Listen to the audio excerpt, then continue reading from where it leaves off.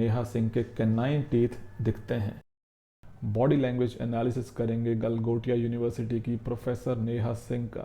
अब नेहा सिंह को कल परसों तक तो कोई जानता नहीं था, लेकिन कुछ एम्बैरेसिंग रीजंस की वजह से हर न्यूज़ चैनल पर ये ट्रेंडिंग में चल रही है। एम्बैरेसिंग इसलिए क्योंकि अभी रिसेंटली जो AI का सम्मेलन चल रहा था उसमें गलगोटिया यूनिवर्सिटी वाले अपना कुत्ता लेकर आ गए। अब ये कुत्ता कोई नॉर्मल कुत्ता नहीं था, ये AI वाला रोबोटिक कुत्ता था। अब ये रोबोटिक कुत्ता ले आए तो ले आए, लेकिन उन्होंने क्लेम कर दिया कि ये जो कुत्ता है, जो रोबोटिक डॉग है, ये इन्होंने खुद ने डेवलप किया है। जबकि बाद में ये पता चला कि ये जो डॉग है ये तो चाइनीज़ डॉग है। जैसे ही ये सच एक्सपोज हुआ तो इमीडिएटली गलगोटिया यूनिवर्सिटी की तरफ से डिफेंस में आ गई प्रोफेसर नेहा सिंह, जिनका आज हम करेंगे बॉडी लैंग्वेज एनालिसिस। तो शुरू करें, चलो जी।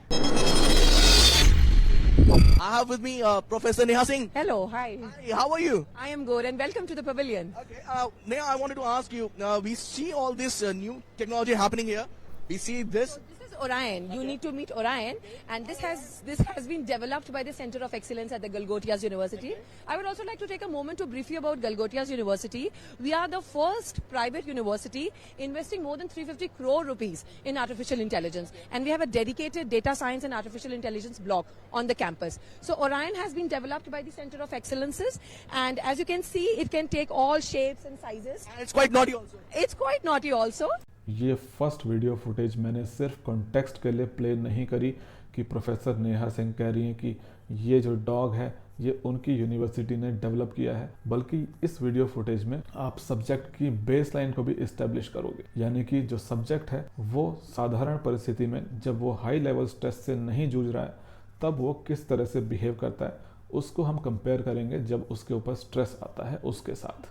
तो हम सबसे पहले देख रहे हैं कि प्रोफेसर नेहा जो है अपने हैंड इलस्ट्रेटर्स का बहुत ज़्यादा इस्तेमाल करती हैं अपनी बात को आर्टिकुलेट करने के लिए, जो कि उनके एक्सट्रोवर्ट नेचर की तरफ को इशारा कर रहा है। लेकिन इसके पीछे एक और रीज़न हो सकता है और वो है इनका टीचिंग बैकग्राउंड, क्योंकि हर टीचर ये चाहता है कि सुनने वाला जो है उसकी बात को ढंग से समझ पाए, उसको ढंग से आर्टिकुलेट कर पाए, ताकि जो कॉन्सेप्ट्स हैं वो सुनने वाले को अच्छी तरह से समझ में आ सकें। ये ओपन पाम्स का बहुत ज़्यादा इस्तेमाल करती हैं subconsciously to show her honesty. उनका जो पोस्चर है वो अपराइट रहता है ज़्यादातर, दैट शोज़ हर कॉन्फिडेंस। और विदाउट स्ट्रेस वाली नॉर्मल कंडीशन में ये काफ़ी ज़्यादा एक्सप्रेसिव लग रही हैं। Most of the time her hands don't go to high, क्योंकि बहुत ज़्यादा हाथों को ऊपर लाना डर की तरफ को इशारा करता है। रेट ऑफ स्पीच जो है इनका वो बहुत ही बढ़िया है, फ्लो में बोलती हैं। और एक शब्द होता है जिसको बोलते हैं प्रोसोडिक कंट्रोल। प्रोसोडिक कंट्रोल मतलब जब हम फ्लो में बोल रहे होते हैं तो उस वक्त क्या हम अपनी आवाज़ में उतार चढ़ाव भी लेकर के आ रहे हैं या फिर हम एकदम फ्लैट बोल रहे हैं। जिस इंसान के बोलने के तरीके में एक उतार चढ़ाव होता है तो उसके पीछे ये माना जाता है कि इस इंसान में कॉन्फिडेंस तो है ही, लेकिन ये उस बात को समझता भी है जो ये बोल रहा है। ये बात बिल्कुल सच है कि इनके एक गलत शब्द डेवलप, इसको इस्तेमाल करने की वजह से देश को एम्बैरेसमेंट का सामना करना पड़ रहा है। So Orion has been developed by the Center of Excellences. लेकिन ये बात भी सच है कि ये एक अच्छी कम्युनिकेटर है, करिज्मेटिक कम्युनिकेटर है। क्योंकि ये प्रोफेसर ऑफ कम्युनिकेशन है तो ये बात एज्यूम करना बिल्कुल उचित होगा कि इनको स्ट्रेस मैनेजमेंट और बॉडी लैंग्वेज की जानकारी ठीक ठाक होगी। और अब मैं वो वाली वीडियो प्ले कर रहा हूँ जिसमें गलगोटिया यूनिवर्सिटी के कंट्रोवर्सी में फंसने के बाद प्रोफेसर नेहा सिंह फ्रंट पे आती हैं और डिफेंड करती हैं अपनी यूनिवर्सिटी को।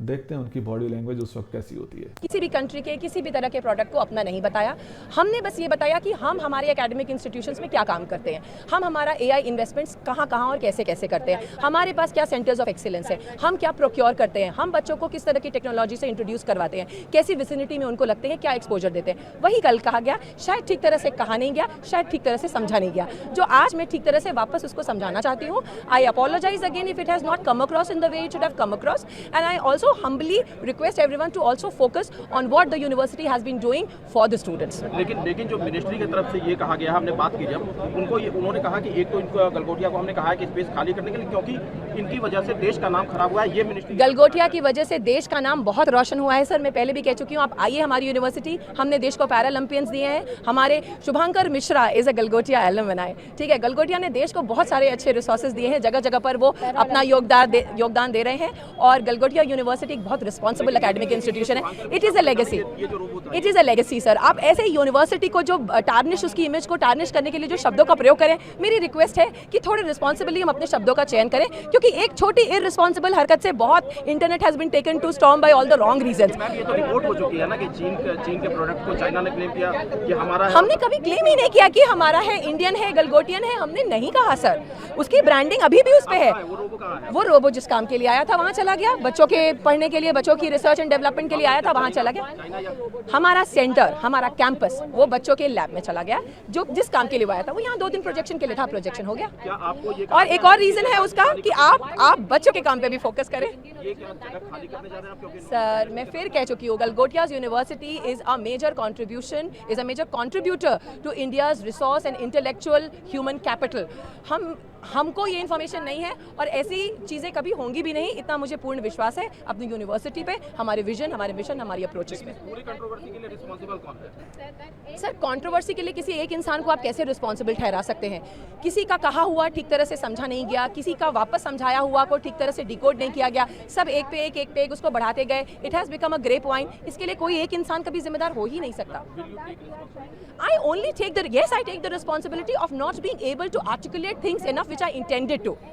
But not that I claimed something on behalf of my university or my country. I am a very responsible professional and a very responsible citizen. हम यहाँ पर देख रहे हैं कि इतनी बड़ी कंट्रोवर्सी होने के बाद, जहाँ पर कि देश का स्वाभिमान इन्वॉल्व है, उसके बावजूद भी प्रोफेसर नेहा सिंह का कॉन्फिडेंस लेवल और उनकी जो रेट ऑफ स्पीच है वो इंटैक्ट है. उसमें किसी तरह का कोई बदलाव नहीं है.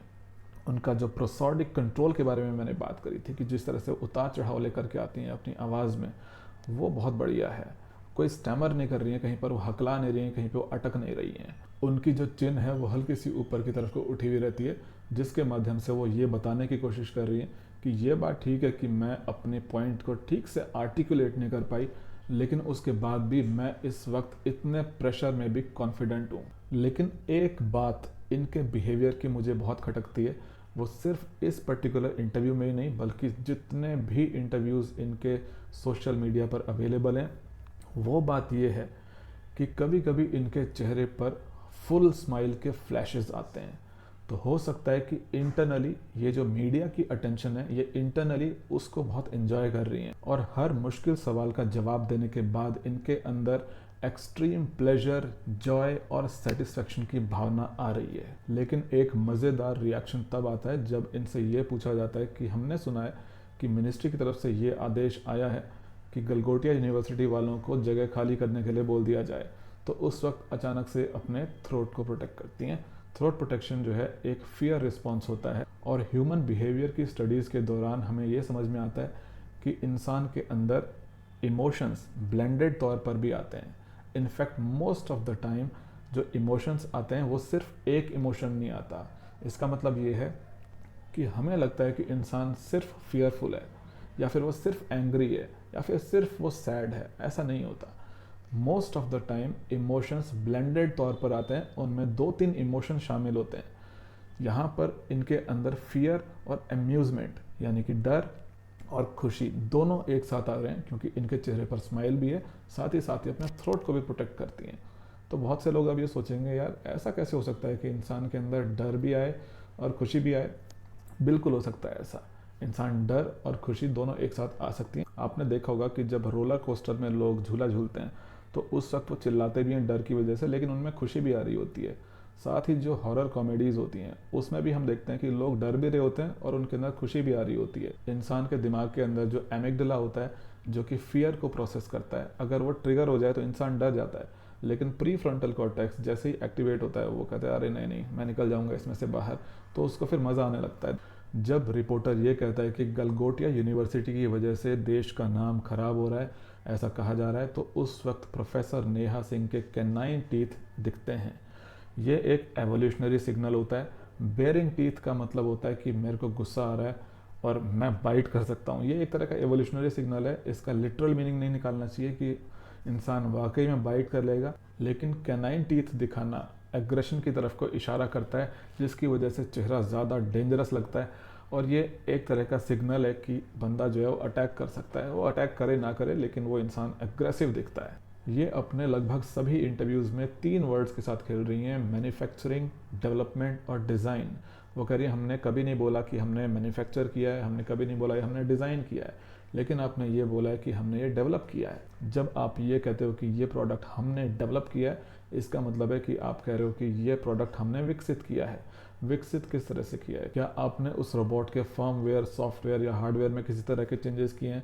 We don't hear that. इतने हाई स्ट्रेस एनवायरनमेंट में भी हम देखते हैं कि इनकी जो आईब्रोज हैं वो ऊपर उठी रहती हैं, इनके चेहरे पर स्माइल है और ऐसा लगता है कि इनकी जो टीचर वाली छाया है वो इनके साथ साथ चल रही है, जैसे कि वो अपने स्टूडेंट को बोल रही हो कि are you following, do you understand that. इनकी चिन पर एक्सट्रीम प्लेजर के इंडिकेशंस नजर आते हैं जब ये बोलती हैं कि शुभांकर मिश्रा गलगोटिया एल्यूमिनाई है। आइए हमारी यूनिवर्सिटी, हमने देश को पैरालंपियंस दिए हैं, हमारे Shubhankar Mishra is a Galgotia alumni. जब भी कोई अपने अचीवमेंट्स गिनवाता है उस वक्त वो अपने बेस्ट अचीवमेंट या बेस्ट प्रोडक्ट का नाम लेता है। तो मेरे ख्याल से यहाँ पर इस यूनिवर्सिटी का सबसे बेस्ट प्रोडक्ट शुभांकर मिश्रा है।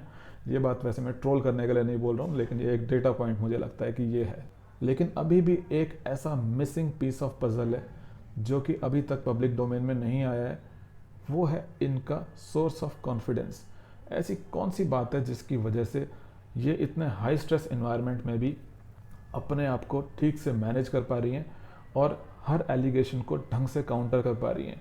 ऐसी कौन सी चीज़ है? क्या वो मिसिंग पीस ऑफ पजल सिर्फ इनकी ट्रेनिंग है या फिर इनका फैमिली बैकग्राउंड कुछ इस तरह का है जिसकी वजह से इनमें इतना हाई लेवल ऑफ कॉन्फिडेंस है? कोई इंसान हाई लेवल ऑफ स्ट्रेस को किस तरह से डील करता है, ये उसकी पर्सनैलिटी के बारे में बहुत कुछ बताता है। क्योंकि कुछ लोग तो ऐसे होते हैं कि जो थोड़ा सा उनको स्ट्रेस दो तो वो आंसू बहाने लग जाते हैं, और कुछ लोग होते हैं वो डट के उसका सामना करते हैं।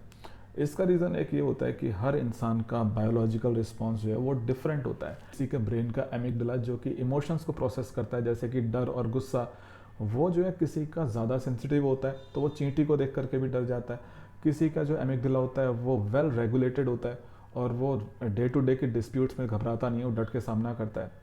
जो साइकोपैथ्स होते हैं उनका जो एमिगडाला होता है वो तो हाईली इनसेंसिटिव होता है, जिसकी वजह से जो है ना वो तो उनकी गाड़ी में अगर कोई डेड बॉडी पड़ी होगी और नाके पे पुलिस वाले ने उसको रोक लिया तो उसके चेहरे पे कोई पसीना नहीं आएगा, वो डरेगा नहीं, उसको डर नहीं लगेगा। डर के साइंस ना आने का दूसरा रीज़न हो सकता है कि बचपन में आपकी कंडीशनिंग किस तरह से हुई है। अगर आपको ये सिखाया गया है कि भाई स्ट्रांग बनना है आपको, तो फिर आप थ्रेट को चैलेंज के रूप में देखोगे। और अगर आपको बचपन में जो है वो तब तक पीटा गया या फिर आपको डांटा गया है जब तक आप कन्फेस ना कर लो कि गलती मेरी थी, भले ही आपकी गलती नहीं थी, तो आप वीक माइंडसेट वाले बनोगे जो ज़्यादा कन्फ्रंट नहीं कर पाएगा, जल्दी घुटने टेक देगा। और इंसान के सामने जब भी थ्रेट आता है ना तो उसके सामने 3 ऑप्शंस होते हैं, या तो फ्रीज कर जाए, या फिर वो फाइट करे, या फिर वो भाग जाए, फ्लाइट करना जिसको बोलते हैं। तो फ्रीज, फाइट, फ्लाइट। तो यहाँ पर हम देखते हैं कि उन्होंने फाइट करना चूज़ किया है, क्योंकि प्रोफेसर नेहा सिंह यहाँ पर कन्फ्रंट कर रही हैं और कई बार उनके चेहरे पर टीथ बेयरिंग जैसे एंगर एक्सप्रेशंस नजर आते हैं। तो इस वीडियो को इतना ही रखते हैं, मिलते हैं नेक्स्ट वीडियो में।